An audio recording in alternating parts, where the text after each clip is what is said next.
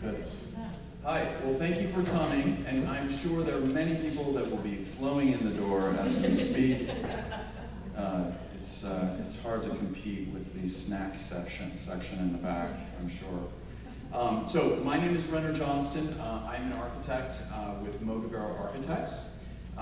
We are known for a lot of our interest in infill design, infill development. We always are interested in sustainability and higher density and housing. We love housing, we love affordable housing specifically, and we design a lot of it here in the Valley. There are, I think actually, Natalie, I'm going to have you push this button to move this forward because this is the only way to do it. Okay. This one, there you go. This is a little bit of a different group. These are transportation people, at least two of them. And so we're going to talk about transportation and housing, which is a subject that we should all be talking about a lot more than we actually do. I am married to a planner, so I'm often reminded the importance of land use and transportation. There are three terms which may be strange terms that you may not hear every day, and so I just wanted to go through these because they'll probably be batted around a fair amount. So there's this term called COG. What is a COG? It's a Council of Governments, right? And it is because we're housers, right? So you may or may not know this. So I just want to make sure. So the Council of Governments, each area, region of the state of California, and frankly all over the United States, has these transportation planning districts that often will distribute the transportation funding. Sometimes it's from the states, sometimes it's from the feds, sometimes it's other sources, but they're kind of the regional transportation planning and funding agencies in these larger groups. And because they cover more than just one city, they often are regions. So there is the San Joaquin Valley COG, and there's the Western Riverside COG, there's the Sacramento COG, and it goes on and on. They don't all have COG in their names, but that for today it works well. Another term is LOS, the level of service, which you've probably all heard. And that strange term is about whether or not you are inconvenienced in your car while you are sitting and trying to go somewhere, right? I think it's a good way of thinking of it as your comfort, right? Are you comfortable driving without having anyone in your way and all of those kinds of delays like traffic, right? So we think of in helping your comfort by adding more lanes or lights or turn lanes or connectors, roads, those kinds of things. That improves your comfort in your driving. So we're often trying to mitigate the LOS. That's what we have typically been doing for a really long time. And the LOS, the level of service, might be the level of A, B, C, D, or F, right? So F being bad, okay? And then there's the VMT, the vehicle miles traveled, right? So it's a little bit of a difference. That's the distance of how far you're going from point A to point B, how many miles, right? And this is a little bit of a different thing. It might work a little bit better for us housers who are thinking about land use stuff all the time, because that has a lot more to do with location and density, right, of those housing units and how many vehicle miles you're going to increase from a project. So, 18 months ago, I was dragged into a webinar where Chris was speaking.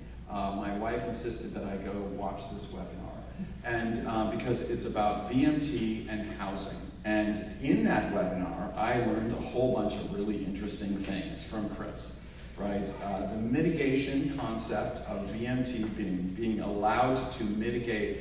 You can mitigate VMT by actually funding housing, dense housing, or housing that's closer to centers of areas. And the idea of new funding for affordable housing seemed like it was kind of a relevant thing for the housers that are at this conference and the people that I often am talking to. But what I found was most people of the houser community or housing community didn't know anything about what this VMT funding mitigation kind of new strategy was happening. And so I wanted to bring this to you and bring this group in front of you so that we started to think about it. A lot of the funding doesn't quite exist yet, but it's in the process, and in the coming months it will become something, hopefully, that's pretty significant. So I wanted to first I'm going to have everyone introduce themselves. But Natalie's going to tell us a little bit from Housing California, is going to tell us a little bit about sort of this political kind of movement and the process of how we've gotten to where we are, and why it is something that you probably should be paying attention to and be aware of. And then we're going to have Chris Gray from the Western Riverside COG to explain a program that they have been working. Basically they're trying to make up a new program, right? So how this might be utilized by Caltrans. And then we're going to have Kim Anderson from the San Joaquin Valley COG to talk about some programs that they're doing there for housing. And I'm hoping that there's going to be a lot of conversations and questions and answers and all that kind of stuff. So without any further ado, I'm going to hand it over to Natalie, and you're welcome to stand or sit or whatever you want. Are we all going to introduce ourselves first? Yeah, I think that's probably a good idea. Okay. Hey everyone, I'm Natalie Spivak. I'm a senior policy advocate at Housing California. Most of you probably know us from our conference, but if you don't, we're a statewide nonprofit advocacy organization focused on affordable housing, homelessness, and tenant protections. I do our production and preservation work. As Riverside, I'm Chris Graham, Deputy Executive Director of the Western Riverside Council of Governments. For the past 3 years, we've been working on a regional VMT mitigation program. One of the core tenets of our program is the idea that we would use projects that impact VMT, such as roadway projects and land development projects, would mitigate that by paying for various mitigation measures such as transit and affordable housing. Excuse me, hi, I'm Kim Anderson, Deputy Director for Planning, and who is the San Joaquin Council of Governments.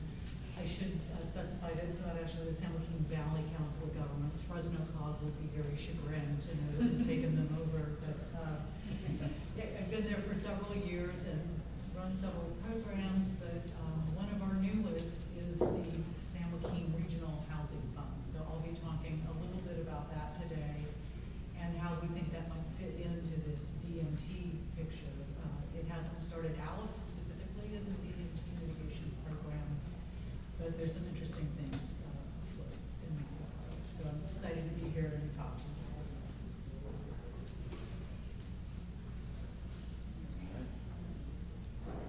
Okay, great. So as Brenner mentioned, I think this is a super exciting moment to be having this conversation with you all and talking about this topic, because there is a massive policy development at the state level this year at the intersection of VMT and affordable housing through AB 130, which was the housing trailer bill. That's basically the big policy bill that passed as part of the state budget.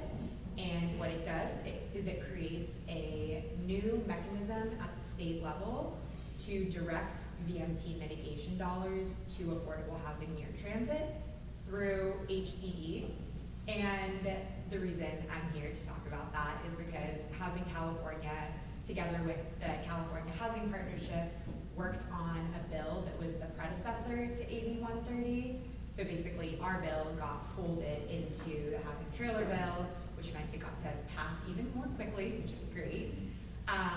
And so I am gonna just be talking a little bit about some of the big concepts underlying this and how we got here. So I am pretty new to this topic. Just in the last year is when I started working on VMT mitigation, and I realized that there are a lot of houses in the room. So I want to kind of start with a primer on how all these topics fit together, and then kind of the justification for why a state strategy around VMT mitigation for affordable housing makes sense. And then that'll finally bring us to some of the mechanisms of AB 130 and how it'll work and what implementation is going to look like.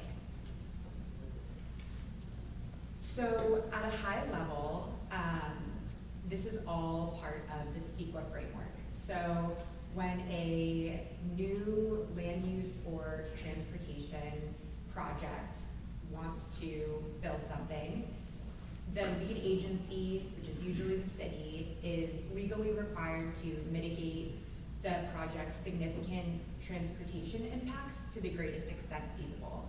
So for a long time, the way that that transportation impact was measured was through level of service.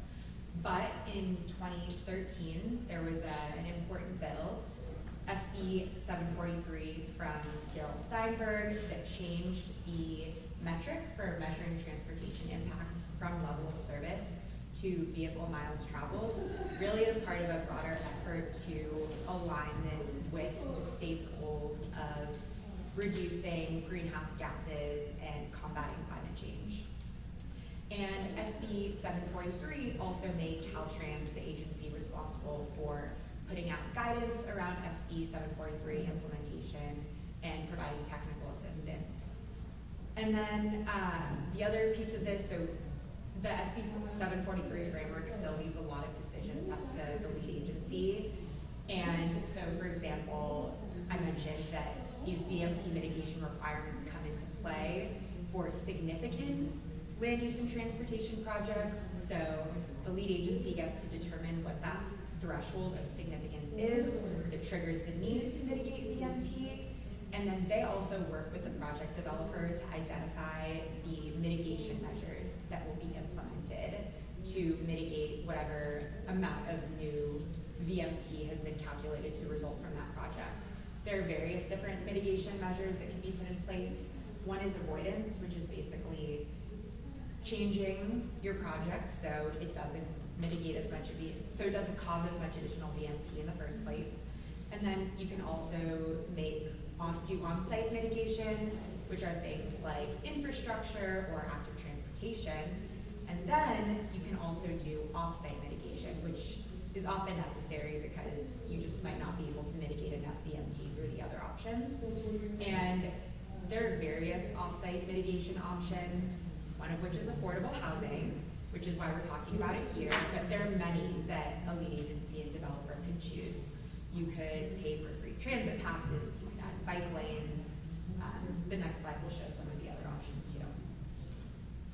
This is really small. It's impossible to read actually. Okay, great. I will tell you the big takeaway, which is that affordable housing near transit is one of the most effective strategies to mitigate VMT. Fair & Peers is a company that has helped a lot with the implementation of VMT mitigation at the local and regional level. They've done a lot of analysis, and we can share these slides after, but it shows all different kinds of offsite mitigation measures and shows that affordable housing near transit is one of the most effective. So this is probably self-explanatory to you, but just to explain this connection, the reason why affordable housing near transit is such an effective way to reduce VMT is that there's a strong body of research that shows that when people live near transit, they drive less, and particularly when low-income people live near transit, that effect is greater. So at this point, you're probably wondering, okay, so where is all this money going? Why haven't I heard about this? This bill passed in 2013, and it's 2025.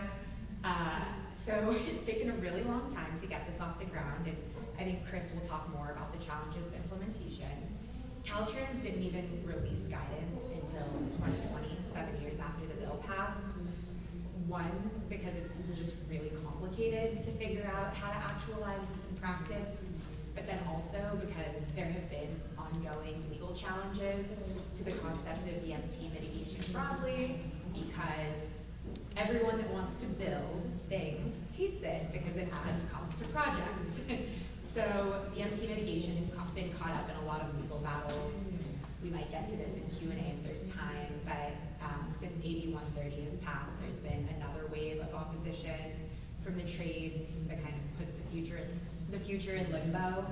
But that's another thing. And then at the local level or the regional level, implementation is really complicated.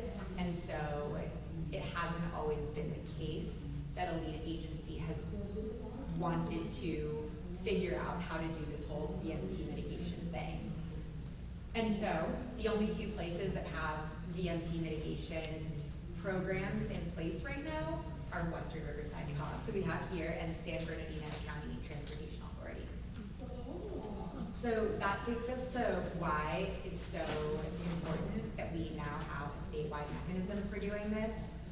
Right now, unless you're in Western Riverside COG jurisdiction or San Bernardino County, if you're a project developer working with the lead agency and you want to mitigate VMT through funding affordable housing, it's kind of a lot of work. You need to understand the local affordable housing pipeline. You need to find out what project has a financing need, whether it fits the legal requirements of VMT mitigation. You need to get to it at the right moment to help it create its funding stack. It's just very complicated.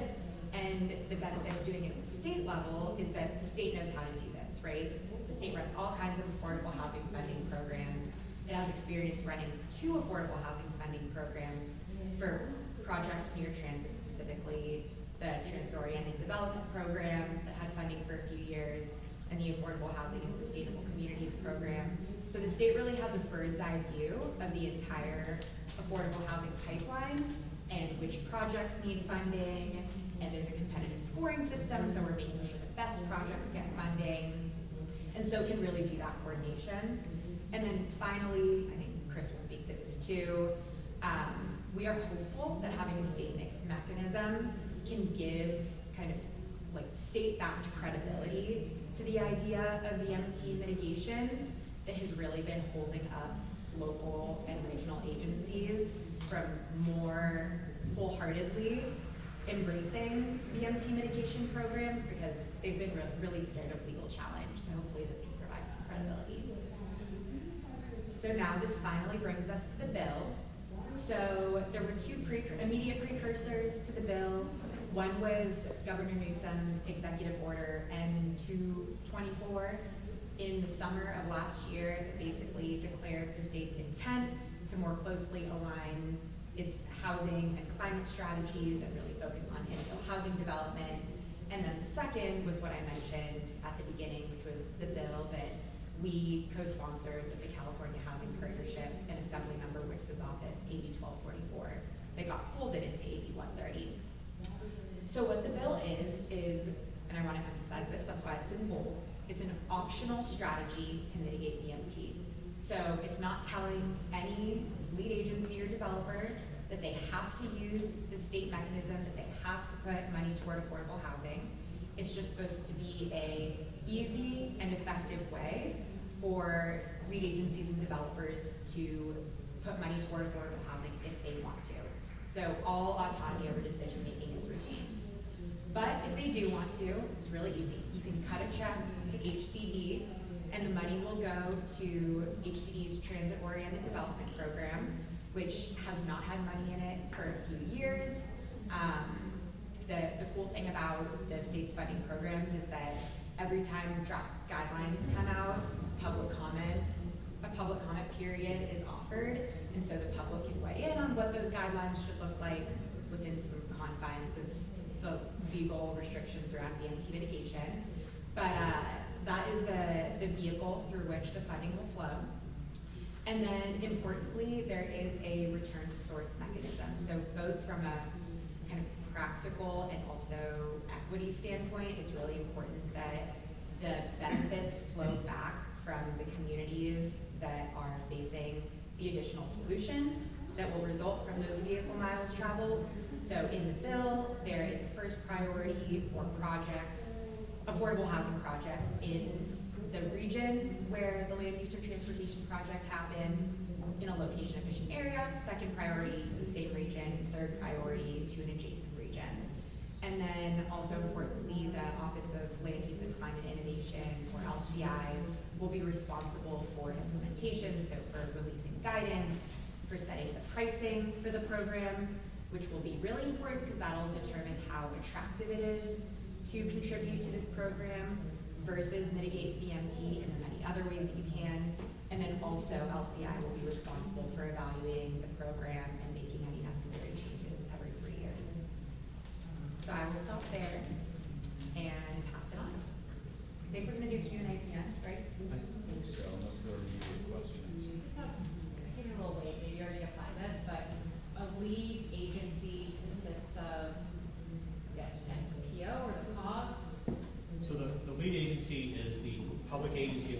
project is occurring. So if you're building a house, for example, you're getting a residential development in the city of Fresno entitled, the city of Fresno is the lead agency. The CEQA requires that the public agency be the lead agency. So if you're building a road in Fresno, let's say the city of Fresno widened a road, it would also be the lead agency. The difference is when there's a private development, the lead agency is working with the developer. When it's a public sector project, there is no private sector involvement. Okay. Well, I guess I'm coming up. You mentioned that the funds are going to HCD's TOD fund. Those, for the most part, tend to be urban projects and high-dense areas. So how does a rural community in a region like the one we're sitting in compete for funding like this? I think that's an awesome question, which I think we might want. Why don't we go through everything, and that'll be certainly a big question with this group. I think. Thank you. I told Brenner to tee me up for that question later, so we will definitely come back to it. Thank you. So as Natalie said, we have one of the few programs statewide, and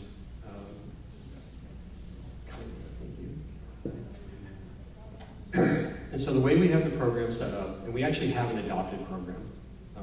Many regional agencies are thinking about it, looking at pilot programs. We just skipped ahead to having something. And so we have like the state program, it's voluntary. The reason why it's voluntary is if we made it mandatory, then it would fall under the requirements that impacting programs do. So we decided not to do that. We're the program administrator, and what we do in our program is we go to agencies that are implementing what we call credit generating items. An affordable housing project is a credit generating item, in this case the Housing Authority. So they give us a list of projects, they say we need funding for these projects. Then we get approached by agencies or private developers if they have an impact. They then purchase the credits that are generated by that credit generating item. We collect an administrative fee. The rest of the money goes back to the agency who's actually implementing the project. And to make it even easier, we have a set of formal program manuals and agreements. So this all came out of work on we did an affordable housing pipeline. Like many agencies have, we wanted to know what's being funded, what's being built, what's not. What we found, which should be no surprise to any of you, is that there's a lot of pending projects that don't have the funding they need. And on average, our projects need about 10 to 20% of the funding they don't have. And so we looked for a way to provide a flexible funding source. So by the way, for those of you who, I realize this is really small, but if you see the like orange rhomboids, those are planned but unfunded projects. So you see a lot more orange rhomboids. By the way, technical definition of diamond is a rhomboid, I think.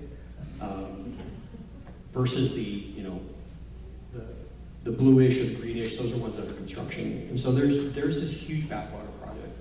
What the Housing Authority told us is that any one time there might be 15 or 16 projects applying for one tax credit. One of them gets it, the other 15 reapply, and then reapply, and reapply. And see someone nodding their head, so you know this. And so what we decided to do is we wanted to make sure that we could provide that funding because we didn't see another way to give funding for affordable housing. And let me tell you why affordable housing works. The simple answer is Natalie talked a lot, but here's the other thing is 85 to 90% of our people don't live and work in the same city. In a lot of cases, the people who are driving the farthest are the people who can least afford to do so.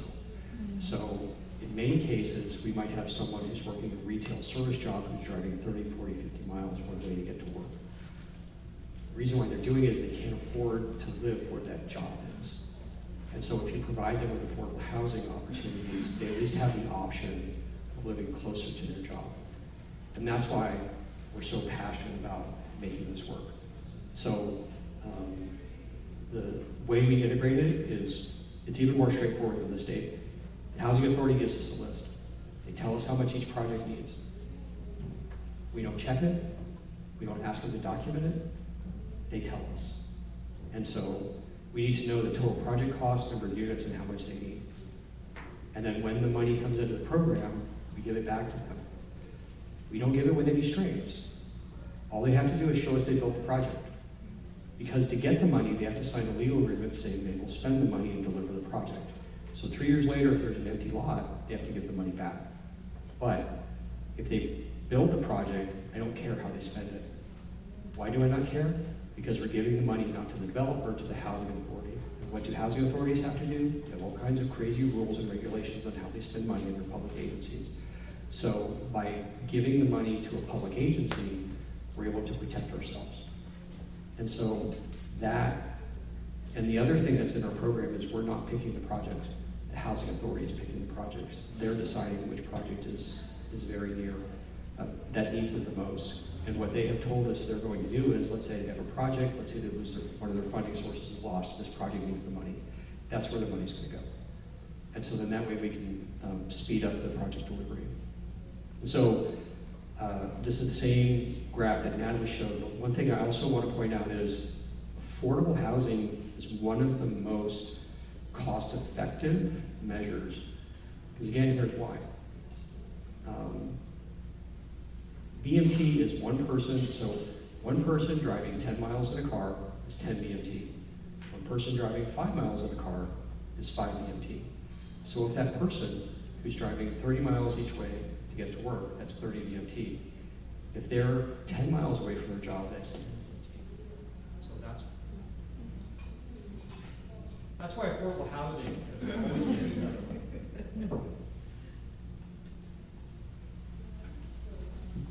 So that's why affordable housing has always been something that scores very well. But it's not just effective, it's cost efficient. And we have found that affordable housing projects are oftentimes 10 or 20 times more cost efficient than things like bicycle pedestrian infrastructure. So you might be able to build a bike lane for $5 million. In our region, that $5 million might get you 30, 40, 50 affordable housing units, depending on how much money is needed. Side note, it costs our housing authority about $600,000 to build an affordable housing unit, and the gap is usually 10 to 20%. So that's 100 to maybe 150,000. Sometimes it's more. But we believe that the way this works for our region is it's flexible. It doesn't have all the requirements that other programs do. And we're just getting it done. We're not telling them how to do it. I'm not a housing developer. I'm a transportation and planning and crazy idea guy, which is why we got the first program. And I believe in respecting people who are the experts. The affordable housing authority, the affordable housing developers, they have to deliver projects. We're going to give them the resources they need to deliver those projects, and we're going to do it in the most efficient and effective way we can. And so with that, I'm going to turn it over to my colleague Kim, who's with one of our sister COGs. Future slides for you. Okay, very good. I appreciate that very much. We do still call this the Affordable Housing Summit, right? I put this on my slide and then I didn't see it anywhere when I arrived, so I'm just making sure. So I have a quote I like to use, and some of you are going to recognize it. Luck is when preparation meets opportunity. And it has never been more true than right now in transportation planning. I first heard it in a 2004 movie called Little Black Book, but it actually is attributable to Seneca the Younger, I believe, for those of you who are steeped in your Greek Stoics. But I'll quickly get to the point about how this relates to VMT mitigation. So I'm not going to spend a lot of time here, but I do want to point out that we are a single county MPO and we wear a ton of hats. We have a lot of experience in things that are related to this topic. So on this slide in the lower right hand, you'll see nonprofits. We actually have 3 nonprofits that sit under our MPO. And we've been doing these things for years. And with the advent of SB 375, what now feels like a million years ago, we got into the idea of vehicle miles of travel and how we could reduce those through some of these programs. Next slide. So 2 of our nonprofits directly relate to VMT reduction. One is our DIBS program. We have in excess of 450 van pools now that pick people up and take them to work because many of them live very far away from where they actually work. We have a lot of Amazon warehouses, as well as some Tesla factories. You guys might be familiar with Tesla. One of our other nonprofits is a habitat program. So this is a program that seeks to mitigate CEQA impacts, and that's what we've been talking about. These are CEQA impacts that developers will pay into this so we can acquire reserve lands. It's very similar to, conceptually, to what we're talking about here with VMT. If you go one more. That brings us to the Regional Housing Fund, which is our newest 501c3. And I know Christine is sitting here towards the back of the room. Christine and Enterprise started with us and did a displacement identification study several years ago now. And that led to, bled into the REAP program, the Regional Early Action Program, where housing funding for the first time, even though we've been friendly with our local affordable housing developers, we've talked the same language for many, many years, going all the way back to the blueprint planning process. I think that's clear back to 2007 or so. And so that grew into a feasibility study for some sort of a regional housing fund. And then REAP 2 came along, and with REAP 2, we began the implementation of the housing fund. And my background originally was in real estate, so my first career was as a real estate appraiser. I have a degree in economics, and so this was near and dear to my heart to start talking about how we might actually get in a real way into the housing game. Keep up with my slides here. So, two things that we did. Before we get to this is the other thing that we've been talking about today. This is a very large roadway project, and we are transportation planners, and this is one of our largest projects. This is I-205, which goes from San Joaquin County over the Altamont Pass and into the San Francisco Bay Area. We have an excess of about 100,000 people every day that are crossing this roadway and driving into jobs in the Bay Area. If you count the whole three-county northern San Joaquin Valley, it's a lot more than that. People queue up here at 4 a.m. to try to get themselves over. Their commute can take what's usually 45 minutes with no traffic turns into 3 hours as you make your way over. Currently, public transit goes over the ACE train. I think we're up to running 4 to 6 trains a day now over the Altamont. But other than that, it's van pools and it is commuter buses that also sit in this traffic. So I'm going to talk a little bit, just back up a little bit. We also, with our REAP money, besides our housing fund, started a mobility hubs project. So we've now developed a plan for regional mobility hubs all over San Joaquin County. We seeded the project. The first one is being built in the city of Tracy, which is where you would pick up the ACE train, and where several other modes of transportation can come together. At some point, there's quite a number of projects that are planned for this area. So when I talk about luck meeting opportunity, so we now have a mobility hubs plan. We now have a housing fund that came into existence just last year. We're awaiting official announcement of the awards through HCD's Local Housing Trust Fund program. We scored very well. We're waiting for an official announcement on that funding. But all this is to say, while each one of these programs some of them were designed specifically for VMT mitigation, the housing fund was not.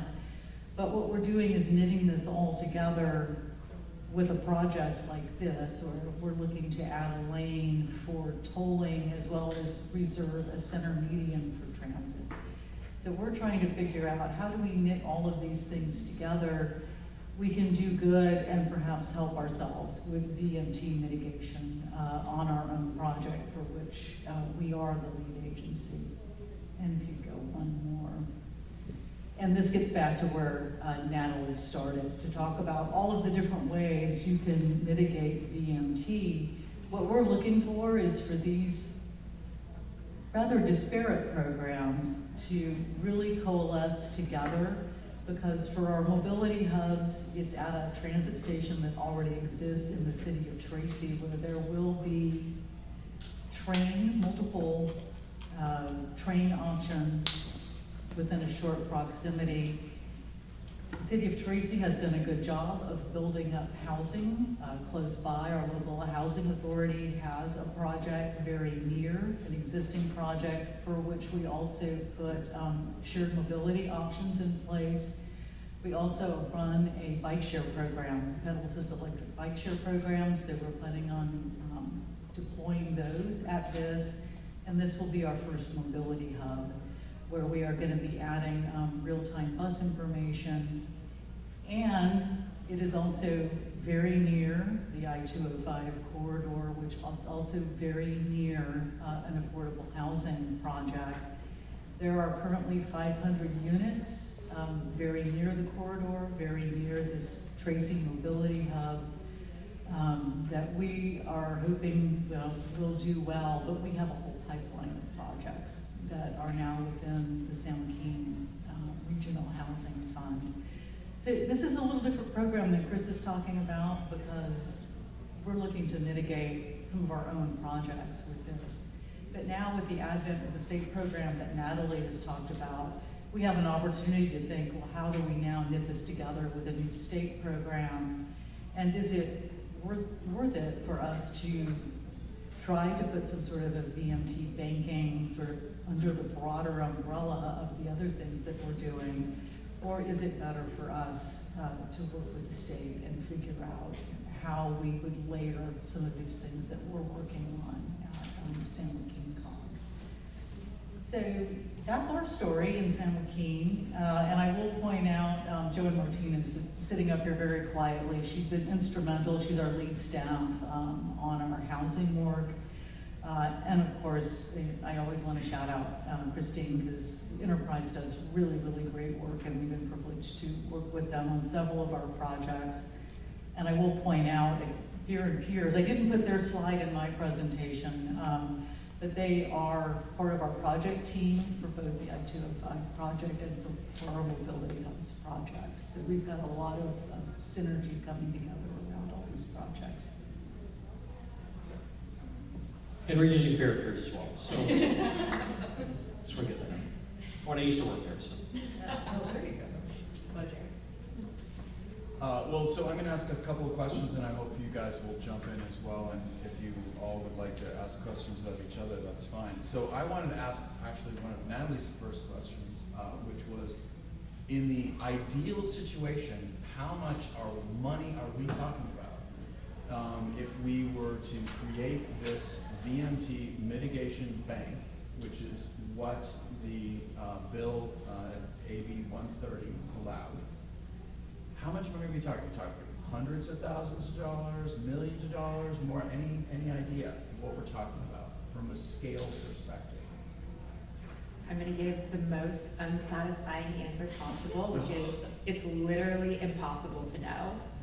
There are a few factors that will determine how much money flows through this program that are just big question marks at the moment. The first is one I mentioned: will the pricing of this program be attractive versus other ways to mitigate VMT at the local or regional level? And so basically what this price that I'm referring to is for the amount of for the amount of investment you're putting into a mitigation strategy, how much VMT are you reducing? And so that all comes down to methodology. The really cool thing that I'll say about affordable housing, though, which Chris already hinted at, is that it seems from the Fair and Peers analysis we have that the pricing should be quite attractive. With affordable housing, you can count your benefits over 55 years, right? Because there's a 55-year affordability covenant. Plus, when the state puts in an investment, they're leveraging other state funding sources, local funding sources, tax credits, and so that investment goes a whole lot further.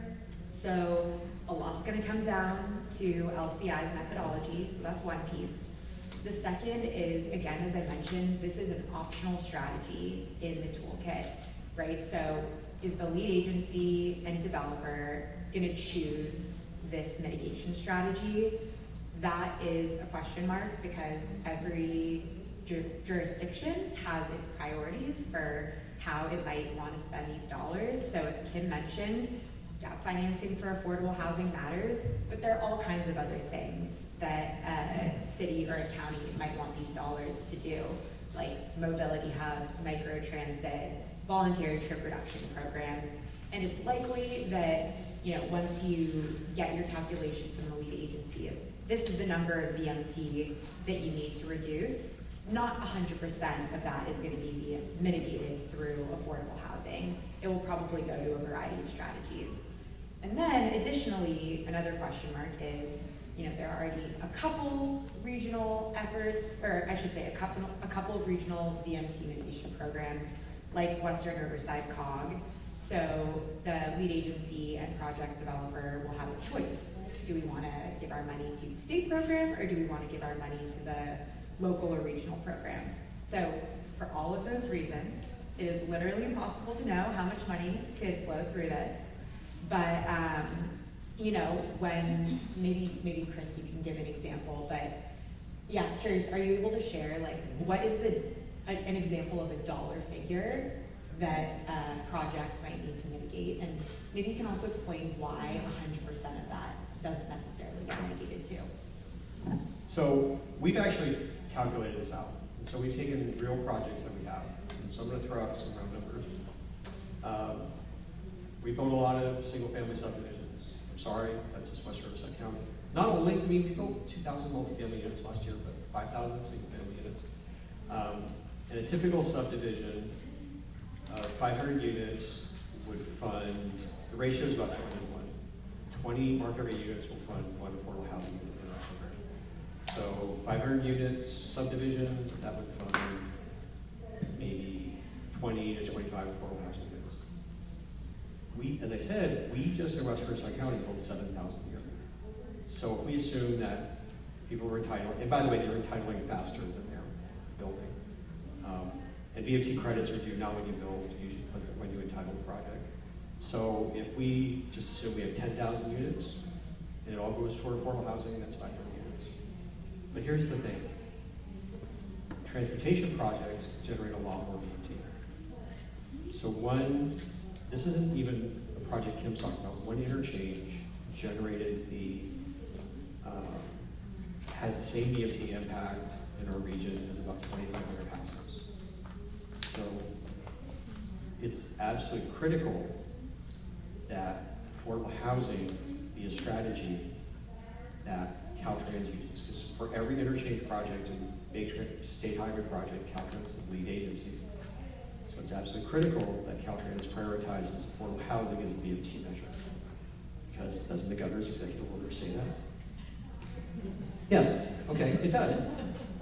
But here's what's been happening is when transportation agencies have been thinking about mitigating their VMT impacts, they oftentimes will want to do other things, as Natalie said. So there was a recent project in Southern California where the VMT mitigation was about $200 million. $30 million was for housing, the rest of it was for bike, ped, transit, and other strategies that agency wanted to fund. So it's really important that the state, Caltrans in specific, is prioritizing affordable housing. Because A, it gives a lot of bang for the buck, and two, I believe that, personally, professionally, that this is a critical issue for our state. People are leaving our state because they can't find housing here. A lot of people stay in the state. They're doing that. People aren't leaving the state because they don't have a bike lane. They're leaving the state because they can't afford to live here. So to fix that, we have to find as many ways to fund affordable housing as we can. A transportation project has a direct nexus.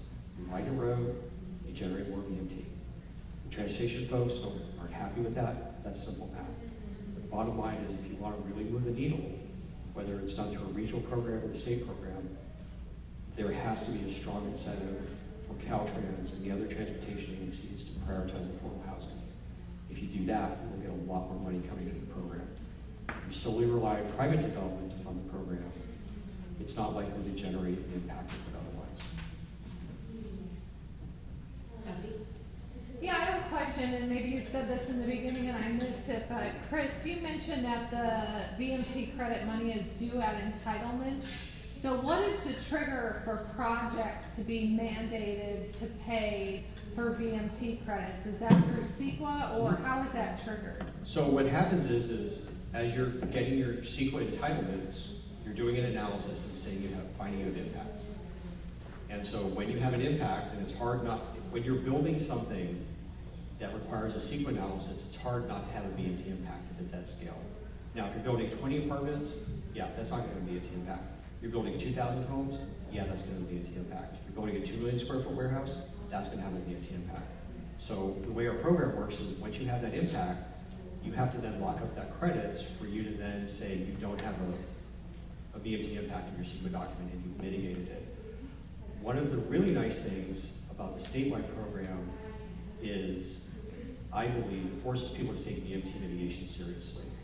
A lot of developers, I call it, I'm a big Star Wars fan, these aren't the droids you're looking for. So when they need to mitigate their VMT, it's like, oh, we can't do it, it's really hard, it's really expensive, we're not gonna do it.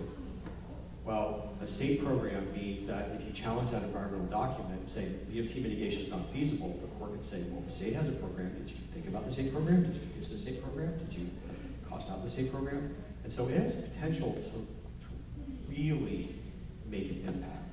And so whether the money comes to the state program or regional programs, just having a state program means developers have to take VMT mitigation a lot more seriously than they are now. I was just gonna add on, since we're talking numbers here. So the way this works, you're talking about when the impact occurs, in most of the habitat programs, it can be like at ground disturbance, or it can be at permit issuance. So a lot of the fee programs will work that way. But the magnitude of, just to give you an example, of several million in induced VMT on a very large transportation project, we've seen numbers that would tell you that it will double the project cost to be able to mitigate the VMT. If you were going to mitigate at 100%, and you're likely not going to get there. Quite literally, I don't think could build enough units. Even though I think the scale of the shortage in San Joaquin County is in the neighborhood of $2.9 billion in funding that it would take to build how far behind we are with affordable housing. So one really, really large transportation project like that, if it's a $1 billion project, that project is going to cost $2 billion when we start talking about fully mitigating the vehicle miles of travel. Just kind of give something of scale that we might be talking about. And so is it expected that Caltrans is gonna pay credits, is gonna buy credits and pay into this fund? No, the responsibility, so by the way, the state doesn't really pay very much on the transportation side. Almost all the transportation dollars are local or regional funds or some federal dollars. So that money is going to have to actually come from the city or the county or the COG or the Transportation Commission actually doing the project. And so what's going to happen is the state's going to say, you need to mitigate your impact, and that project that was 100 million might be 125, 150, 175, and so the transportation agency is going to have to come up with the difference. Well said. So I think you asked this question. Do you want me to ask it again? Yeah, you want to ask, do you have a different one? I can ask different as possible. Okay, and still say the first one. No, I was just going to clarify, so just to be clear, so in the two counties where you have existing programs, with this new state law, if I'm a private developer, I have an option to put those funds either in your program or put it in the state budget, in the pool of funds there. You actually have three options. Three options. You can figure something out on your own. Okay. You can do the state program or you can do the regional program. In the county of Fresno, where there is no program, if I'm a private developer, I have two options. I do something on my own, or I put it into the state program. And how do I know if those state dollars are going to come back to Fresno County?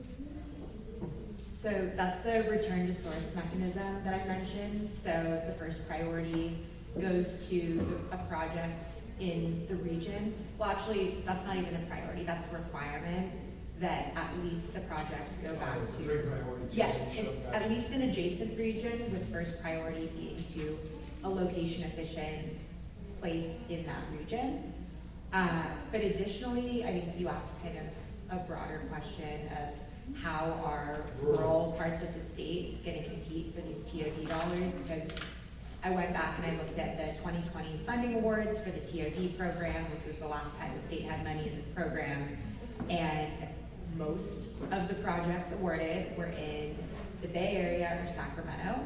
There was very little geographic equity. So first of all, that just wouldn't be able to happen legally through this program because of the return to source mechanism. The money would have to go back to at least the adjacent region. But also, we've heard in the Housing California conversations that Betsy has been in, that other aspect, like the rules of the TOD program, also made the type of housing that gets developed in rural areas not a good fit for the TOD program, and the requirements around proximity to transit didn't fit well. So two of the potential program changes that we might advocate around when HCD opens up the draft regs for public comment when this gets off the ground might be, and these are two that we had thought about putting into our bill before it got folded into the budget, but one is that the minimum 20 units per acre in the TOD program is higher than the type of housing that sometimes gets developed in more rural areas, so thinking about reducing that for rural areas.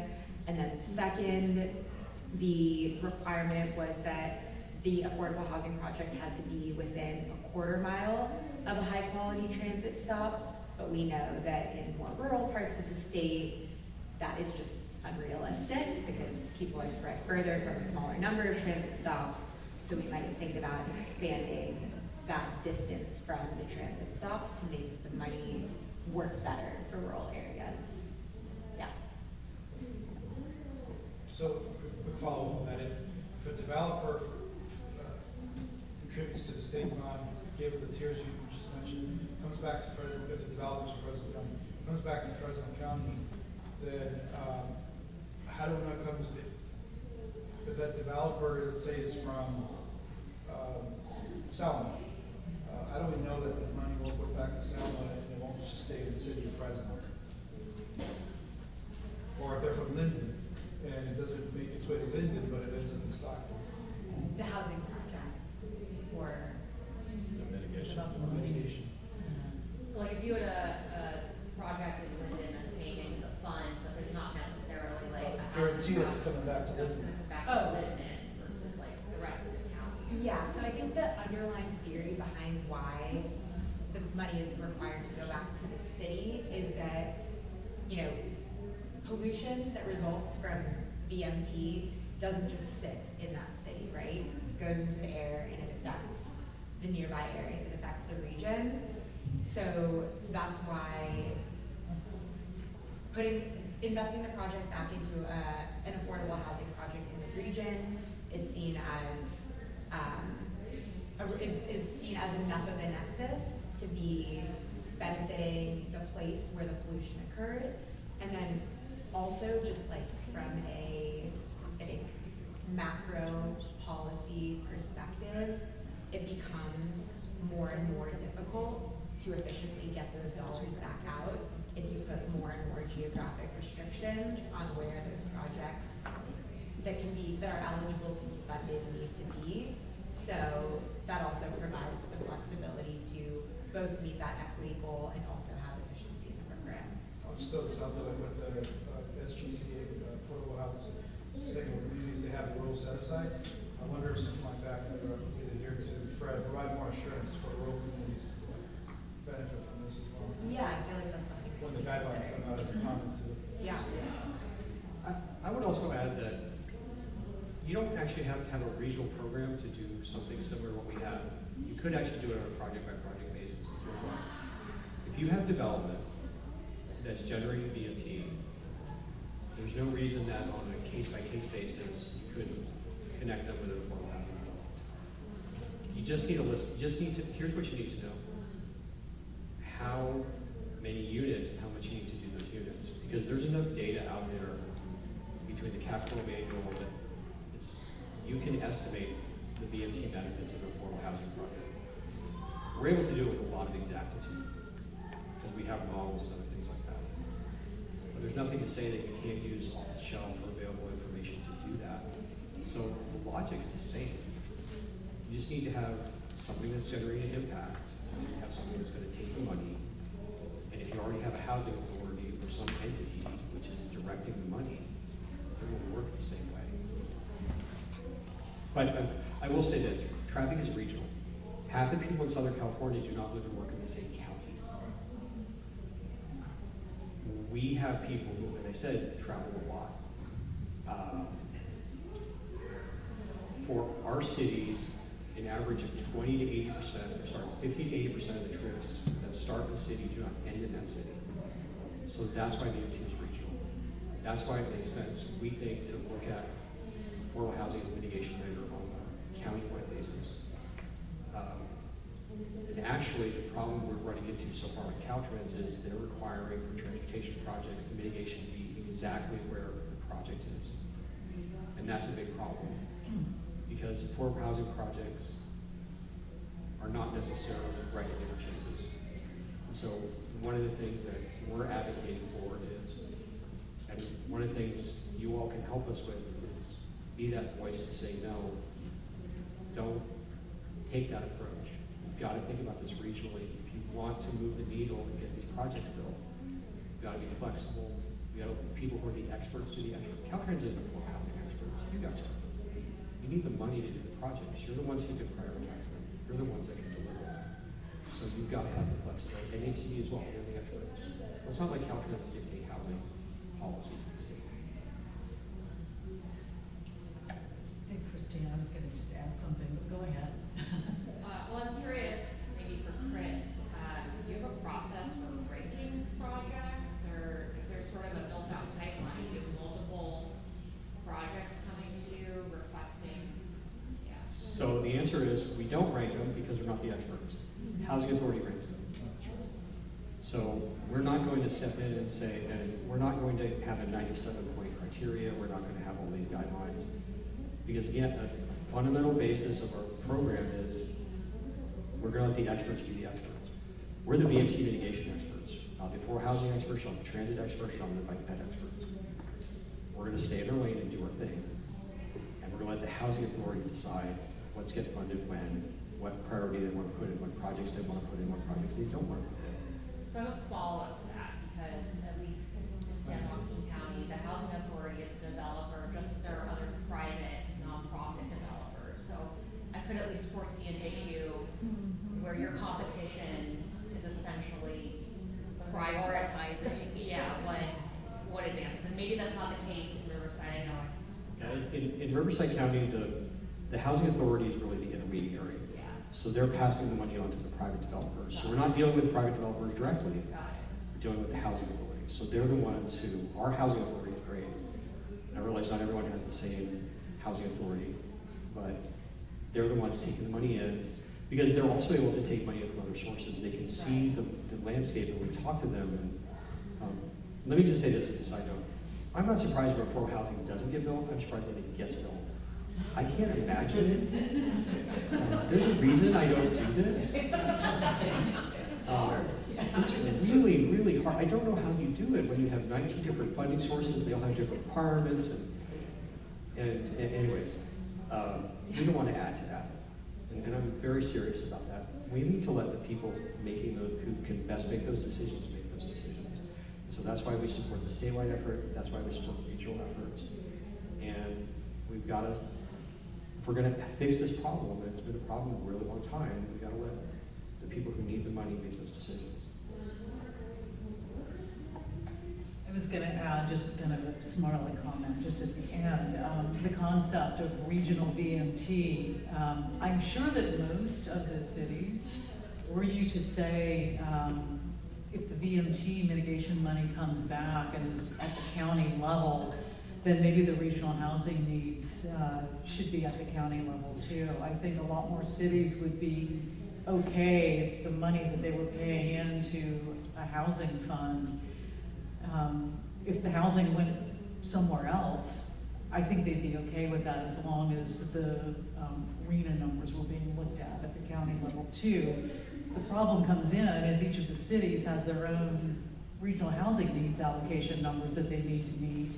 And so that return to source becomes really, really important at the city level. Anyway, just an idea. We want the housing in my community. Yeah, and that's a great thing. I don't know, the other thing I wonder about, as the guidelines are set, I think one of the problems, and it goes to this rural question, is the definition of high-quality transit. The Affordable Housing Sustainable Communities Program, in its first iterations, the only thing that qualified was fixed guideway, VRT, which there is, I don't think there's anywhere in the valley that actually has fixed guideway VRT.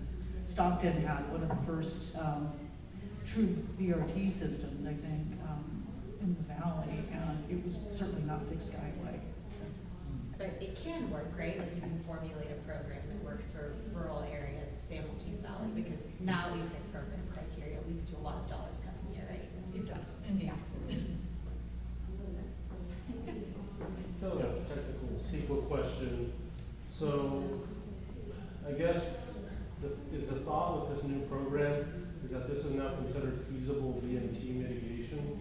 And so therefore, so for example, when I'm talking to developers, they're like, well, I'm just gonna do the AR and override the impact because VMT mitigation is complicated. Now it's like, well, I guess I'm trying to look at the cost of, because technically if they were to show that they mitigate VMT, then we could get away with mitigating negative deck, not have to do an EIR. Here's how we're mitigating VMT. And that would probably be, I don't know if that would be cheaper than preparing the EIR and overriding. But I guess because it's feasible mitigation, you kind of have to show you have to do it. In other words, the days of kind of throwing up your hands, that's what we're thinking on the legal side is what's going to really incentivize this for developers to really take this seriously. That's how it's worked for habitat plans over the years. I mean, a developer would much rather pay $18,000 an acre into a habitat program than have to go and try to do their own mitigation with fish and wildlife. So we came up with a number, and these are real projects we've had entitled, it's about $5,000 a unit on a house that's selling for $700,000. So I don't really think that's going to keep anyone from building a house. But the reason why the builders are so opposed to this is you're 100% right. We don't have to mitigate because we can't do it, argument goes away. There's a state program, you can't claim it's not feasible. Now, you can claim for your project, mitigating your VMT is not financially feasible, which is allowed under CEQA, as it is. But you have to do a lot more work. And so that's why the private industry is so antithetical to the effort that Natalie has been talking about, because it makes them do it, or at least take it seriously. And I can tell you a lot of our cities will have massive developments, and they will say, well, we're going to buy 6 bus shelters and put them up at bus stops that don't actually have any service, and that's going to make it VMT. Mm-hmm. That has actually happened in my region. I just want to underscore that you asked the golden political question. This has been the crux of the opposition of the BIA to AB 130. I mean, they've been going crazy over this. They're talking about we're putting an initiative on the ballot next year to get rid of this because their rationale is exactly what you just said. Now, the amount of feasible mitigation becomes higher because it's easy to just cut a check to HCD rather than jump through all of the loopholes, jump through all of the, what's the phrase? Hoops. Yeah. Hoops, thank you. I was close. Jump through all of the hoops that they currently have to mitigate VMT. And so it's unclear how successful they're gonna be, but you might see ads, they're running crazy ads that say that this provision is gonna add like $300,000 to the cost of developing a single-family home, really trying to play on the, I think, VMT energy in the legislature right now. But as Chris mentioned, they run their own analysis, and he said it's more like, what, $5,000 per unit? But I think I also want to use your question to pivot to a question for Chris, which Renner and I were talking about earlier. So my hunch would be that, you know, usually the lead agency, the city, wants this project to happen. So they're gonna work with, whatever the level of feasible mitigation is, they're gonna work with the project developer to only require them to mitigate a level of VMT that would enable the project to go forward. So just because there's a new, easier way to do this at the state level doesn't mean that they're gonna tax the project out of feasibility. Is that right? So given that that's right, I think that really exposes the real reason why the BIA is so opposed to this, which is that it just makes the cost of projects go up, and they're worried that less projects are gonna get built. And they hate the whole concept of VMT mitigation and want it to go away forever. Yeah. Can I ask a question? Or maybe, I just want, so what I was under the impression was, when we were talking earlier, that the real money here is the transportation money. It's not, the real mitigation is the mitigating of freeways and millions of miles, as opposed to going after stopping some more housing, right? And it seems to me that the governor has very clearly pointed at a desire to figure out how to mitigate freeway, transportation stuff, and build housing. It solves two birds with one stone. It kills two birds with one stone. We're having, thank you. There's all kinds of things. We're having metaphor problems up here. There's a void. I don't know what's happening. Sorry. Anyway, but it's dealing with two significant problems in the state of California: climate and housing. And why is Caltrans dragging their feet for this? Probably because it takes money away from transportation. Is that fair to say? I'm asking the cogs that. I don't know. You want to speculate? Well, I think it's the lack of imagination in one hand, and here's the problem is, you know, Kim is right that when some of these agencies have run those VMT analyses, they have astronomical numbers of costs. The reason why is they're not picking the most cost-effective VMT, they're picking the stuff that advocates what they want. So there was a project in Southern California where they estimated the VMT mitigation would be $200 million. Of that $200 million, $30 million went to affordable housing, $170 million went to transit subsidies and bike ped facilities and other things the transportation authority wanted. Some of those things, like especially bike ped, is one of the most expensive things you can do. So they're not picking the most cost-effective mitigation, they're picking what they want. And then they're saying, oh my God, this is so much money, we can't build this project anymore. When you pick things like transit passes and affordable housing, the cost comes way down. And it is so much more effective and it's so much more efficient. And the other thing is you're not having to pay for 100% of affordable housing. Why? Because you've done such a great job getting 90% of the funding you need, you only need 10%. But if you didn't, but you need the 10% because you didn't, if you were able to get the 10%, it would become a program. So I think that's a big deal. And the other thing is, there's no clear direction coming down from Caltrans headquarters. And so I'm having to go to our local Caltrans district to ask them, to kindly ask them to please consider using our regional program, including affordable housing, which the governor has told them to use as a mitigation measure, rather than them just accepting that. And that, I think, is a fundamental issue. And if you can do anything in the next legislative year or the next year, is to get that to change. And it's got to start at the top. Because individual Caltrans districts should not be deciding housing policy and how SB 743 is mitigated on the individual project. And they're even doing it on a project-by-project basis. That's what's even more frustrating.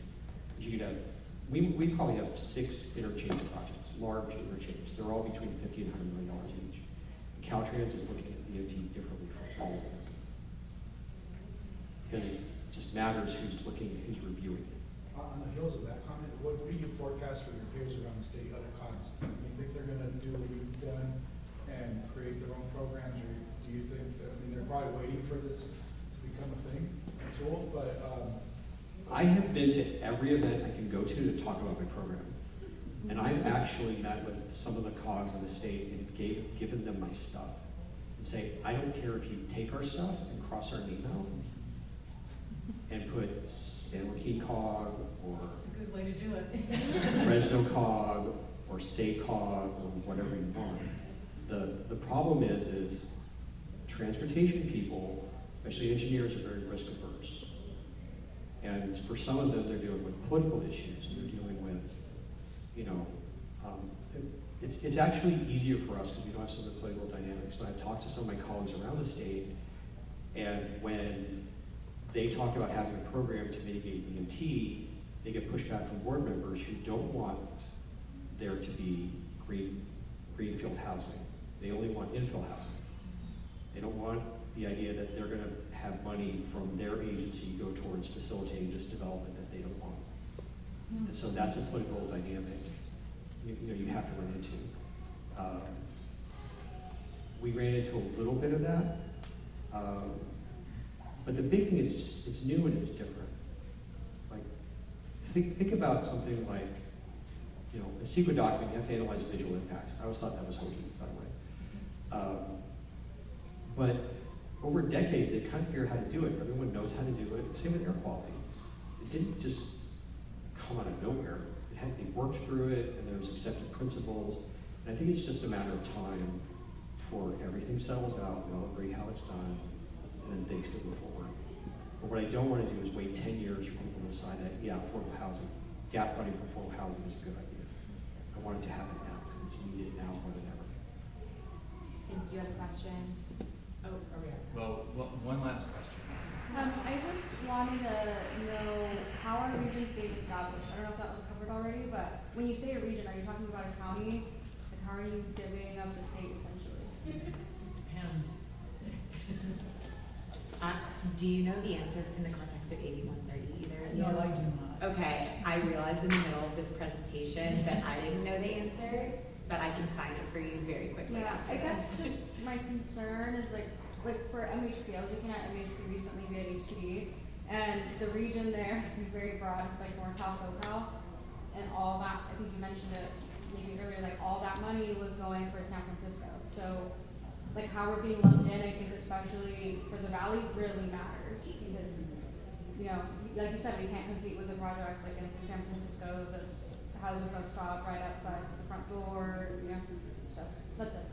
Yeah, and are they putting that money into the super NOFA, or is it gonna be a separate TOD NOFA? Separate A TOD. separate one, okay. Yep, because the money will fluctuate and Yeah. it has to okay. have specific rules about proximity That's good, transit. to have a separate, yeah. I mean, it has to Yeah. be more specific than North Cal SoCal, and 99% sure of that, but I can look it up for you. Yeah, 'cause I think we got a ton of their pollution too.